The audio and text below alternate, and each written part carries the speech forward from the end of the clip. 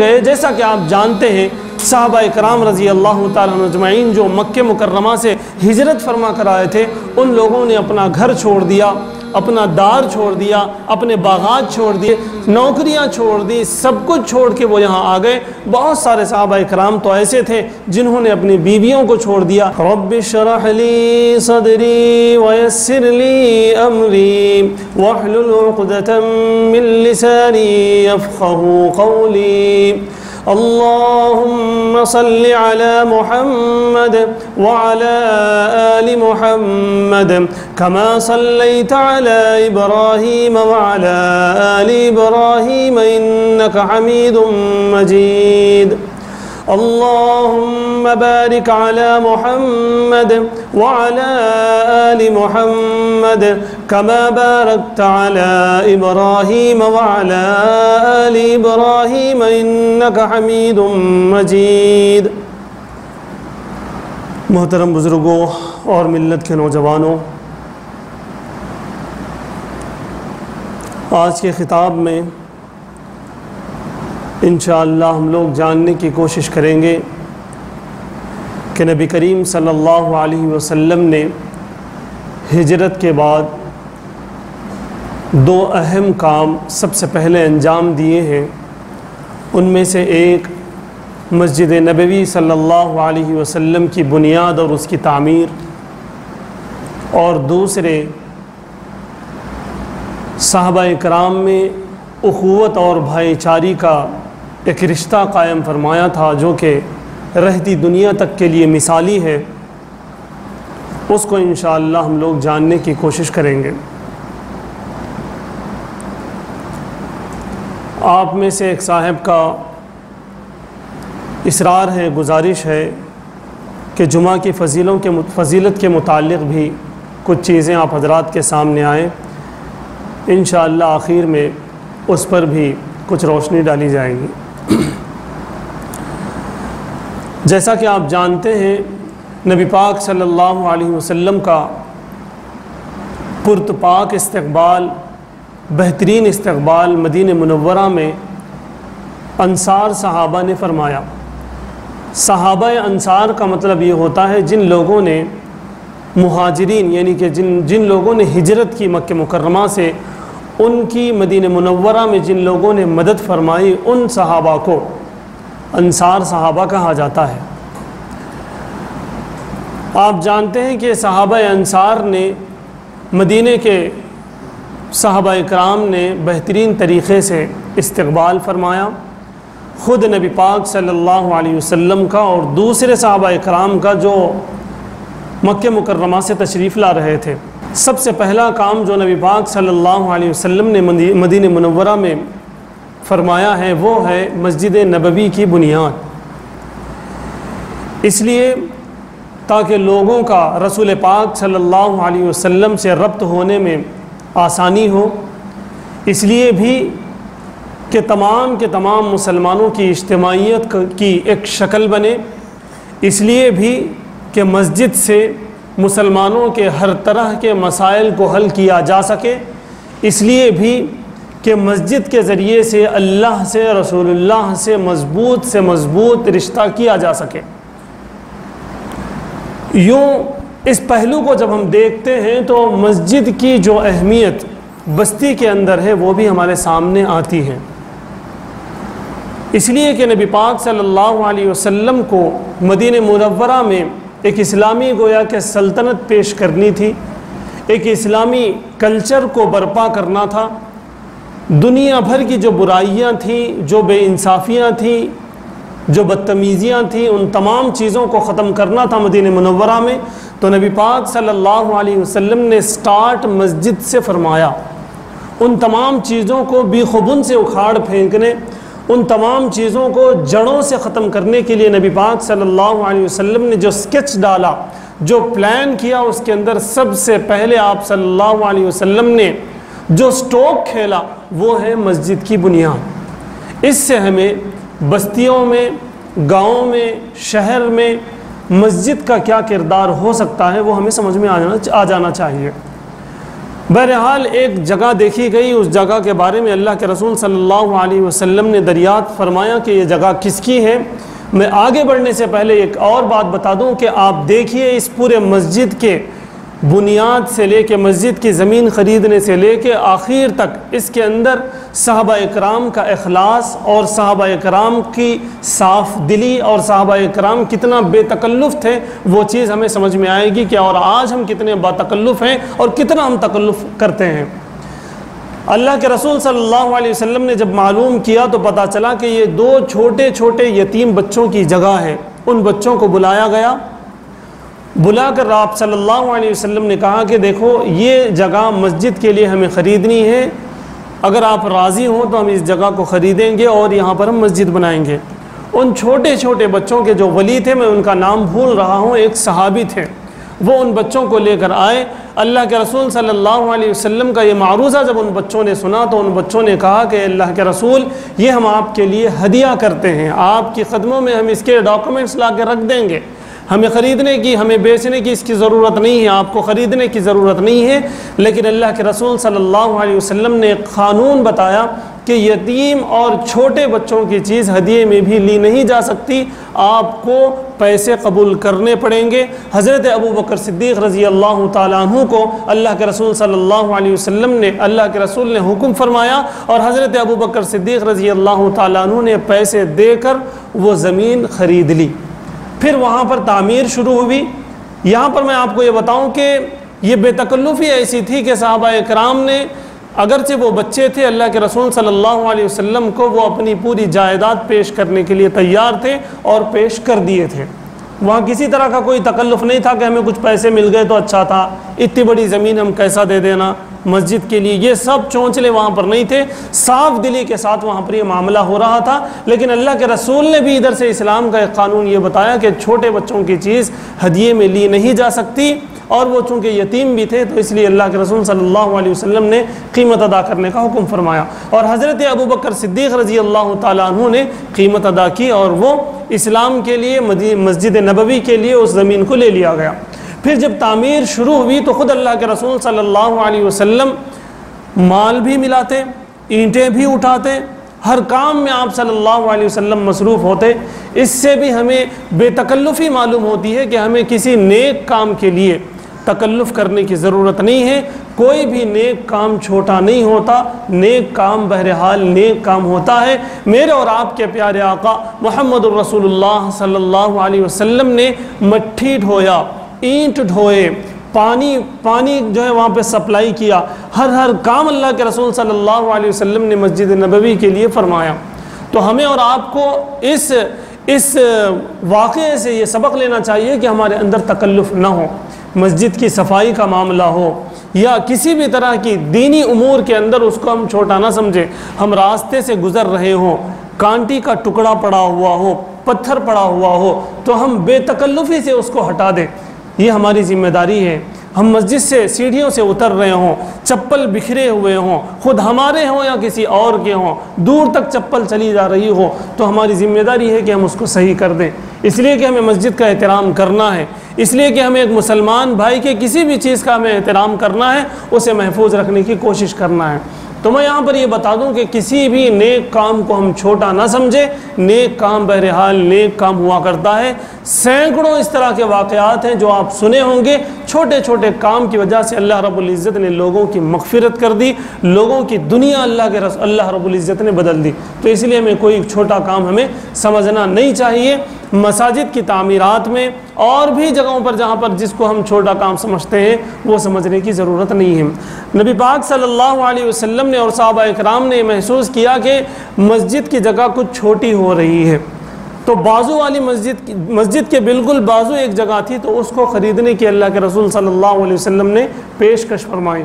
معلوم کیا تو پتہ چلا کہ ایک صاحب کی ہے۔ اللہ کے رسول صلی اللہ علیہ وسلم نے یہ پیغام بھیجا، یہ زمین جس کی ہے اگر انہوں نے اس زمین کو مسجد کے لیے وقف کر دیا، دے دیا، تو اس کے بدلے میں ان کو جنت میں ایک محل دلواؤں گا، یہ میری ذمہ داری ہے۔ اللہ کے رسول صلی اللہ علیہ وسلم نے یہ اعلان فرمایا۔ آپ بے تکلفی دیکھیے صحابہ اکرام کی، کتنے صاف دل تھے صحابہ اکرام کے۔ آپ دیکھیے وہ جو صاحب تھے وہ اللہ کے رسول صلی اللہ علیہ وسلم کی خدمت میں حاضر ہوئے اور آ کر کہنے لگے کہ یا رسول اللہ، میرے پاس اس ٹکڑے کے علاوہ کچھ نہیں ہے، میں چاہتا ہوں کہ آپ یہ ضرور مسجد کے لیے لے لیں، لیکن اس کی قیمت مجھے دے دیں۔ آپ بے تکلفی کو غور کیجئے۔ وہ چھوٹے چھوٹے بچے تھے، ان کا دل یہ تھا کہ ان کے پاس اور بھی چیزیں تھیں، تو وہ چاہتے تھے کہ فری میں دے دیں۔ اللہ کے رسول صلی اللہ علیہ وسلم نے اس کی قیمت ادا کی، اس لیے کہ قانون وہ ہے۔ یہاں پر اللہ کے رسول صلی اللہ علیہ وسلم یہ اعلان فرماتے ہیں کہ اس زمین کے ٹکڑے کے عوض میں جنت میں محل لے لو، لیکن صحابہ اکرام کی بے تکلفی دیکھیے، ان کو ضرورت تھی، نیڈ تھی پیسوں کی۔ انہوں نے آیا اور سرکار دو عالم صلی اللہ علیہ وسلم سے عرض گزار ہوئے، پیشکش فرمائی کہ یا رسول اللہ کچھ نہ کچھ دے دے، میرے پاس اس کے علاوہ کچھ نہیں ہے۔ یہ بے تکلفی صحابہ اکرام میں تھی، اس بے تکلفی کی ضرورت ہے۔ اسلام چاہتا ہے کہ ہمارے اندر بے تکلفی ہو، یعنی کہ دوغلا پنا نہ ہو، سامنے ایک بات، پیچھے ایک بات، سیڑھی پہ ایک بات، سیڑھی سے اترتے ہی ایک بات، گھر کے اندر ایک بات، گھر کے باہر نکلتے ہی ایک بات، دل میں ایک بات، زبان پہ ایک بات۔ یہ اسلام نہیں چاہتا۔ جو من میں ہے وہ صاف صاف بات کرنے کا یہاں ہمیں پیغام ملتا ہے اس واقعے سے۔ پھر حضرت عثمان بن عفان رضی اللہ تعالیٰ عنہ تشریف لائے اور اللہ کے رسول صلی اللہ علیہ وسلم سے انہوں نے پوچھا کہ اللہ کے رسول، اگر اس زمین کے ٹکڑے کو کوئی خرید لے اور مسجد کے لیے دے دے تو کیا وہ آپ کا اعلان جو جنت میں محل کا ہوا ہے وہ باقی رہے گا؟ اللہ کے رسول صلی اللہ علیہ وسلم نے ارشاد فرمایا کہ ہاں، فوراً ایگریمنٹ ہو گیا، ڈاکومنٹس ادھر ادھر ہو گئے اور پیسے دے دیے گئے۔ حضرت عثمان رضی اللہ تعالیٰ عنہ نے وہ زمین کا ٹکڑا خریدا اور مسجد کے لیے وقف کر دیا۔ یوں پوری مسجد نبوی جب بنی تھی، حضرت ابوبکر صدیق اور حضرت عثمان رضی اللہ تعالیٰ عنہ کے زمینوں پر بنی ہوئی تھی۔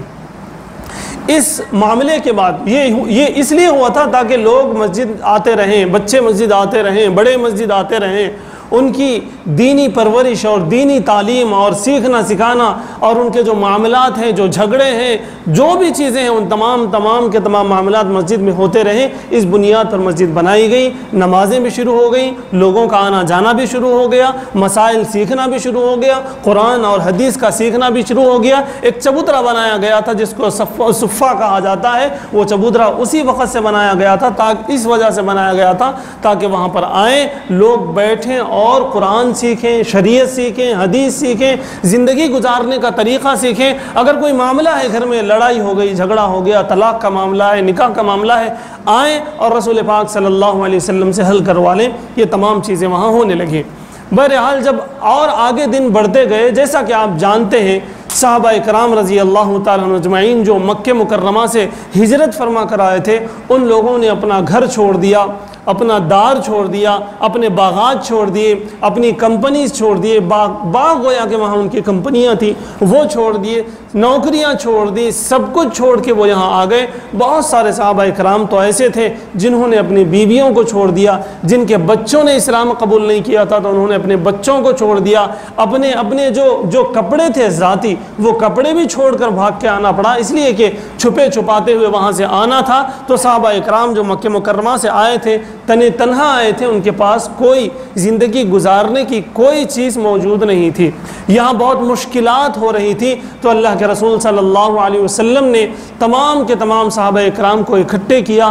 غالباً حضرت انس رضی اللہ تعالیٰ عنہ کے گھر میں بعض لوگوں نے یہ بتایا کہ 90 لوگ تھے، 90 پیپلز تھے جو اس اجتماع میں تھے، جو اس اجلاس میں تھے، جو اس میٹنگ میں تھے۔ اس کے اندر 45 مہاجرین تھے اور 45 انصار تھے، یعنی کہ آدھے مدینہ منورہ کے مسلمان تھے اور آدھے مکہ مکرمہ کے مسلمان تھے۔ تو اللہ کے رسول صلی اللہ علیہ وسلم نے وہاں پر ایک خطبہ دیا، ایک بیان فرمایا اور سب کے سامنے ایک ایسی جو ہے چیز کی بنیاد اللہ کے رسول صلی اللہ علیہ وسلم نے اس وقت ڈالی کہ جو آج تک مثالی ہے اور قیامت تک مثالی ہوگی۔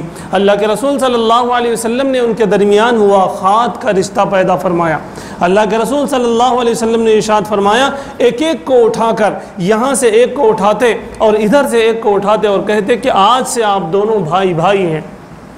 ایسے پورے صحابہ اکرام کو، جو مہاجرین تھے مکہ مکرمہ سے تشریف لائے تھے، جو انصار تھے جو مدینہ منورہ کے تھے، انہوں نے اقرار کیا تھا کہ ہم ساتھ دیں گے، ان کو اس وعدے کو یاد دلایا گیا اور ان کو یہ بتایا گیا کہ یہ تمہارے بھائی ہیں، تو ایک ایک کو ایک ایک کے ساتھ بھیج دیا گیا۔ اور انصار صحابہ اکرام نے جو مدینہ منورہ کے تھے، انہوں نے اللہ کے رسول صلی اللہ علیہ وسلم کے اس حکم کو بہت سیریس لے لیا اور اپنے گھروں میں سے ان کو دیا، اپنے جائیدادوں میں سے ان کو دیا، اپنے باغات میں سے ان کو دیا، اپنے نقد جو پیسے تھے اس میں سے بھی صحابہ اکرام نے ان کو جو ہے شیئر دیا۔ صحابہ اکرام اپنے اپنے گھر لے کے گئے۔ حضرت عبد الرحمن ابن عوف رضی اللہ تعالیٰ عنہ کے بارے میں آتا ہے کہ وہ ایک مہاجر صحابہ جو ان کے حصے میں آئے تھے، ان کو اپنے گھر لے کے گئے، لے جا کر انہوں نے بتایا کہ میرے یہ 2 گھر ہیں، 2 گھر میں سے میں ایک گھر لے لوں گا، تمہارا ایک گھر ہوگا، میرے یہ 2 باغات ہیں، میرا ایک باغ ہوگا اور تمہارا ایک باغ ہوگا۔ یہاں تک ان کے بارے میں میرے دوستو کتابوں میں لکھا ہوا ہے اور یہ صحیح ہے اور یہ صحیح ہے کہ انہوں نے کہا کہ میری 2 بیویاں ہیں، آپ کو جو بیوی پسند ہو آپ بتائیں، میں ان کو طلاق دوں گا، جب ان کی عدت ختم ہو جائے گی تو تم ان سے نکاح کر لینا۔ وہ جو مہاجر تھے وہ بھی غیرت مند تھے، ان کے بارے میں یہ بات لکھی ہوئی ہے کہ انہوں نے کہا کہ اے صحابی، اے میرے بھائی، آپ کا گھر آپ کو مبارک ہو، آپ کے باغات آپ کو مبارک ہو، آپ کی بیویاں آپ کو مبارک ہو، مجھے بس اتنا بتاؤ کہ یہاں سے راستہ، بازار کا راستہ کدھر کو جاتا ہے۔ ان کو بتایا گیا کہ فلاں جگہ پر بازار ہے، تو وہ چل پڑے اور بازار میں جا کر انہوں نے تجارت شروع کی، اور کچھ دنوں میں یا کچھ مہینوں میں یا کچھ سالوں میں ایسا اللہ رب العزت نے ان کو برکت دی کہ پورے مدینہ منورہ میں سب سے بڑے بزنس مین وہ بن گئے۔ یعنی میں آپ کو بتانا یہ چاہتا ہوں کہ جہاں صحابہ اکرام نے، مدینہ کے صحابہ اکرام نے اپنی تمام چیزوں کو پیش کیا، بعض لوگوں نے قبول کیا لیکن بعض لوگوں نے قبول بھی نہیں کیا، اپنے بل پہ وہ رہنا چاہا۔ اور میں آپ کو یہ بھی بتا دوں کہ کچھ سالوں بعد جب غزوہ بدر پیش آئی، اس کے بعد یہ جو حکم تھا اس حکم کو ختم کر دیا گیا، اس لیے کہ جب ان لوگوں نے باغات کو استعمال کیا، جب ان لوگوں نے پیسے کو استعمال کیا، گھروں کو استعمال کیا، تو مہاجرین بھی اچھے خاصے ہو گئے، ان کے اپنے گھر ہو گئے، ان کے اپنے دار ہو گئے، ان کے اپنے بزنس ہو گئے۔ تو اس کے بعد جو ہے یہ ہونے لگا تھا کہ اصل میں اگر کوئی کسی کا انتقال بھی ہو جاتا، مدینہ منورہ میں اگر کسی کا انتقال ہو جاتا تو ان کے رشتہ داروں کے بجائے مہاجر جو بھائی تھا اخوت کی وجہ سے اس کو اس کی وراثت ملتی، اس کے حقیقی بھائیوں کو نہیں ملتی، بلکہ وراثت کس کو ملتی؟ اللہ کے رسول صلی اللہ علیہ وسلم کے اس حکم کی وجہ سے اس بھائی کو ملتی جس کو مکہ مکرمہ سے آنے کے بعد بھائی بنا لیا گیا تھا۔ تو پھر آیتیں نازل ہوئی، ان آیتوں میں یہ بتایا گیا کہ اب یہ معاملہ یہیں تک ختم، اخوت والا۔ اب آپ کو اگر آپ کو مہربانی کرنی ہو شوق سے کریں، لیکن اب یہ جو قانون تھا وہ قانون ختم۔ اب اگر کسی کا انتقال ہوتا ہے تو وراثت اس کے حقیقی بھائیوں کو ملے گی، ان مہاجر بھائیوں کو نہیں ملے گی۔ تو یہ حکم اللہ کے رسول صلی اللہ علیہ وسلم کو بیان کرنا پڑا، اللہ کو یہ آیتیں نازل کرنی پڑی۔ تو اس کا کیا مطلب ہوا؟ اس کا مطلب یہ ہوا کہ اتنے پختہ صحابہ اکرام تھے کہ اپنے سگے بھائیوں سے زیادہ اپنے ایمانی بھائیوں کی طرف ان کا رجحان تھا، ان کی خیر خواہی تھی، ساری چیزیں تھیں۔ تو اس سے بھی ہمیں ایک پیغام یہ ملتا ہے کہ اس واقعے سے اور صحابہ اکرام کے اس عمل سے، اس لیے کہ اللہ کے رسول صلی اللہ علیہ وسلم نے ارشاد فرمایا کہ میرے صحابہ ستاروں کے مانند ہیں، ان میں سے کسی کی بھی تم اتباع کرو گے تو تم کامیاب ہو جاؤ گے۔ تو ہمارے پاس مہاجرین کی ایک جم غفیر ہے اور انصار کی ایک جم غفیر ہے، جن کو آئیڈیل بنانے کی ہمیں ضرورت ہے۔ تو آج ہمیں غور کرنے کی ضرورت ہے کہ ہم نے اپنے پڑوسی کے حق کو کیسے ادا کیا، ہم نے اپنے حقیقی بھائی، حقیقی بہن اور اپنے والد اور اپنے بچوں اور اپنے رشتہ داروں کا ہم حق ادا کرنے کے اندر کتنے ہم روادار ہیں، کتنی ہم بے اعتدالی کر رہے ہیں اور کتنا ہم اعتدال کر رہے ہیں۔ صحابہ اکرام کا معاملہ کیا تھا کہ ان کی جان نہ پہچان، وہ کہیں سے آ گئے، دوسری جگہ سے آ گئے، لیکن جب اللہ کے رسول صلی اللہ علیہ وسلم کا حکم ہو گیا تو انہوں نے اپنے گھر دے دیے، اپنی جائیدادیں دے دیے، جیسا کہ آپ نے سنا اپنی بیویوں میں سے ایک بیوی کو طلاق دینے بھی وہ تیار رہے۔ تو آج ہمارا کیا کردار ہے، اس پر ہمیں غور کرنے کی ضرورت ہے۔ غور کرتے ہوئے ہمیں اپنے کردار کو بدلنے کی ضرورت ہے، ورنہ تو جیسا کہ میں ہمیشہ بولتا ہوں، میں ہمیشہ بولتا ہوں کہ قیامت کے دن ہمارا گریبان ہوگا اور صحابہ اکرام کا ہاتھ ہوگا۔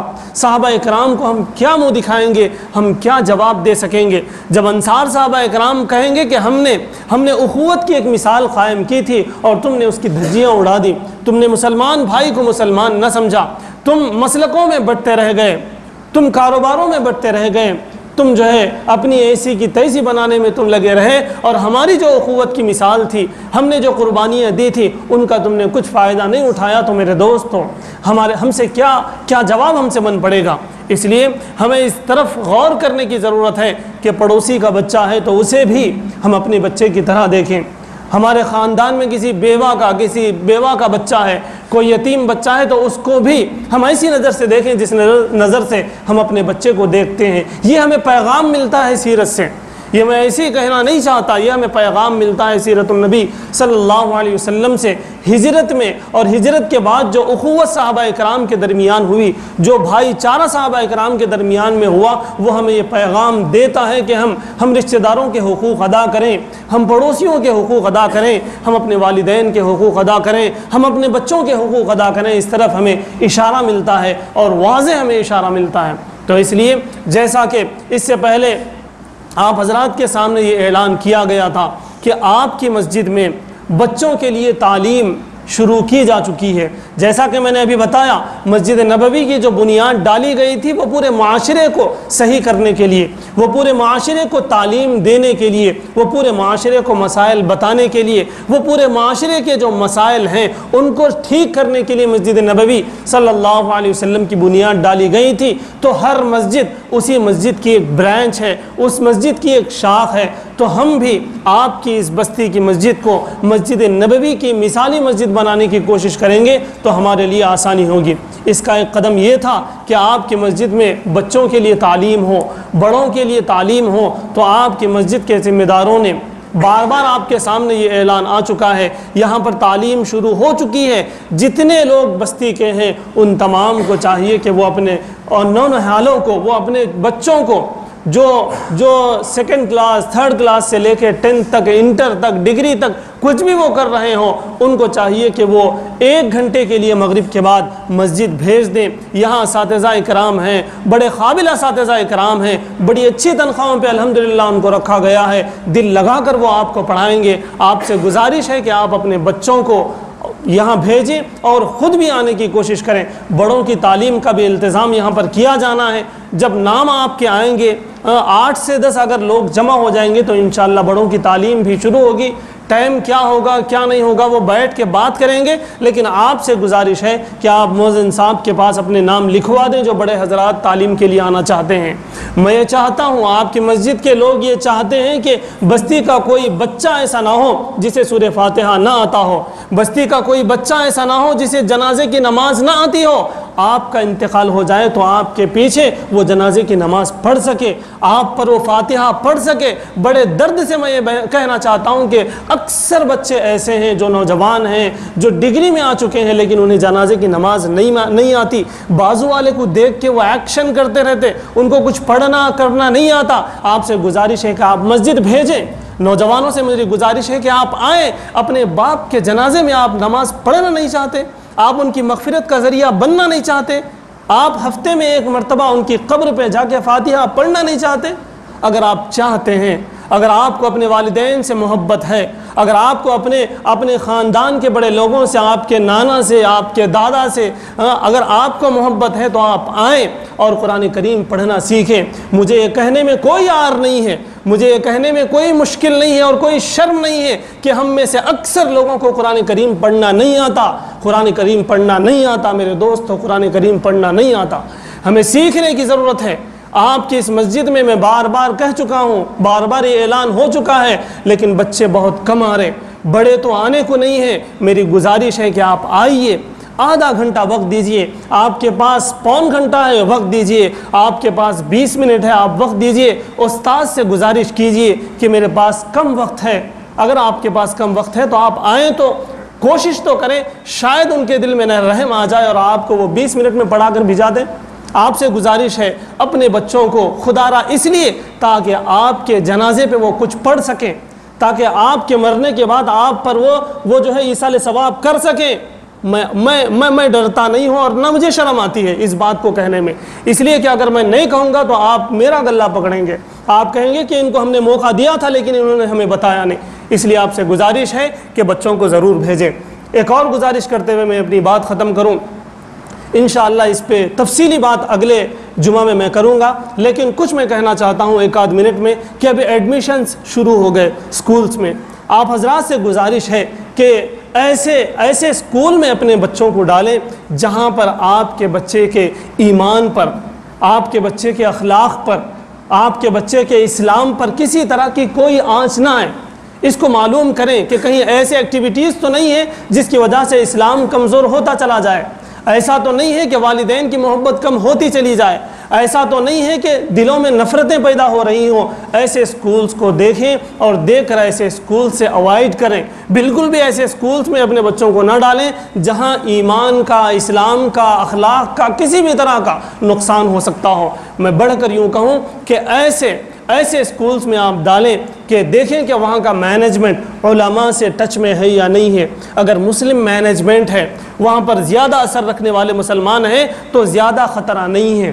آپ کے لیے خوشخبری یہ بھی ہے کہ حضرت مولانا شاہ نعیم کوثر صاحب رشادی دامت برکاتہم نے بھی یہ اعلان کیا کہ وہ بھی ایک سکول سٹارٹ کریں گے سبیل ٹرسٹ کی جانب سے، اور آپ جانتے ہیں بات واضح ہے کہ انہوں نے کروڑوں کا مال خرچ کیا امت پر۔ بعض لوگ ہیں جو چندہ کر کے کھا جاتے ہیں، لیکن مولانا کا معاملہ یہ ہے کہ ہم نے قریب سے ان کو دیکھا ہے، خرچ کرتے ہوئے دیکھا ہے۔ آپ میں سے کوئی بھی جا سکتے ہیں اور ان کے پاس کوئی بھی رسید آپ پوچھ سکتے ہیں، ان کے پاس پورا کا پورا ڈاٹا کلیئر ہے۔ وہ بہت خرچ کرتے ہیں۔ انہوں نے یہ اعلان کیا کہ جو لوگ غریب ہوں گے ان کو فری ایڈمیشن ان کے اسکول میں ہوگا، اور جو علماء اور حفاظ ہوں گے ان کے بچوں کو بھی ان کے پاس فری ایڈمیشن ہوگا۔ آپ حضرات سے گزارش ہے کہ ان کے اسکول میں بھی اپنے بچوں کو بھیج سکتے ہیں، یا پھر وہ اسکولز جو علماء سے جڑے ہوئے ہیں ان سکولز میں آپ بھیجیں۔ انشاءاللہ اگلے جمعہ اس پر تفصیلی گفتگو کرنے کی میں کوشش کروں گا۔